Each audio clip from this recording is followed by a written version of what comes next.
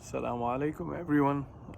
I hope you guys welcomed Ramadan and enjoyed your suhoor and you're ready to fast the whole day, if not maybe part of the day, of course, with your parents' permission. Yesterday, we read from the story, Goodnight Stories, about the Prophet Muhammad, from the life of Prophet Muhammad, sallallahu alaihi wasallam.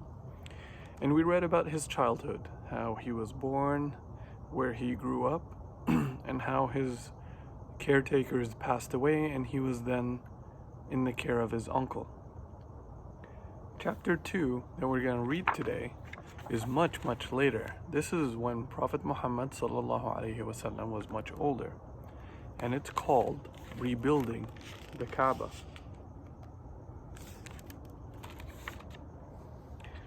It was in the 35th year of the Prophet's life that Quraysh decided to rebuild the Kaaba. Quraysh, who lived in Mecca, were its guardians and caretakers, and they were very, very proud of the Kaaba. They asked a skilled carpenter of Mecca to make a new roof, but for this they needed timber, large pieces of wood. It so happened that a ship belonging to a Greek merchant had run aground. As it was a total wreck, Quraysh took some of its timber, and so the roof was made as they had planned. To put on the roof, they had to first demolish the old walls. To begin with, they were afraid to do this. They were afraid that Allah subhanahu wa ta'ala would punish them if they tore down the walls of the Kaaba. But finally, they went ahead with their plans and started rebuilding the walls. But before they could be completed, there was one special stone, the black stone. It had to be put back in its proper place. This was the most important and most honorable task. Each one of them wanted the honor of putting the black stone in its place. And so they started to fight among themselves. But the more they fought, the less they agreed.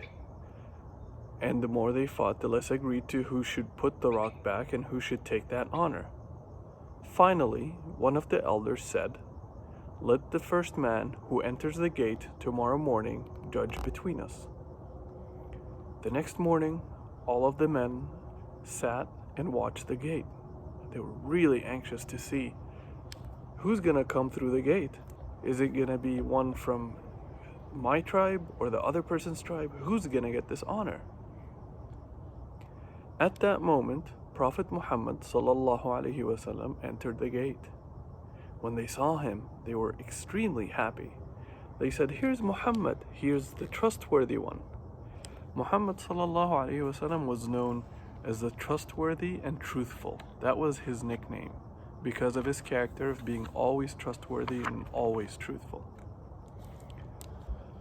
Muhammad sallallahu alaihi wasallam said to the men, give me a cloak."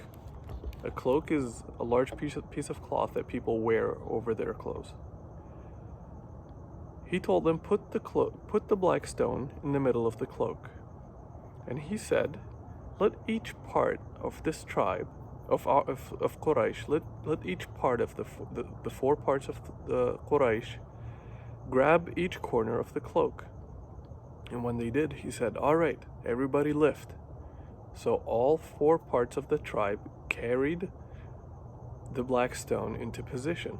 And when it was close enough to be put in place, Muhammad sallallahu alaihi wasallam used his blessed hands and pushed the rock in place. With this, the men could carry on building the Kaaba and placing the roof on top of it. Finally, when they finally put the roof on top and they covered the Kaaba was ready. And that basically concludes chapter 2. I look forward to hearing back from you, the feedback, likes if you like the story, dislikes if you dislike it. we're gonna create an area to discuss this in Facebook, since YouTube comments are turned off for videos that are geared for children. Jazakumullah khairan. I hope you have a blessed day, first day of Ramadan, and you have a blessed iftar. And tune in tomorrow for the next chapter of the Prophet's life, alayhi salatu wassalam, where we talk about the time the Prophet alayhi salatu wassalam spent in the cave of Hira. Assalamu alaikum.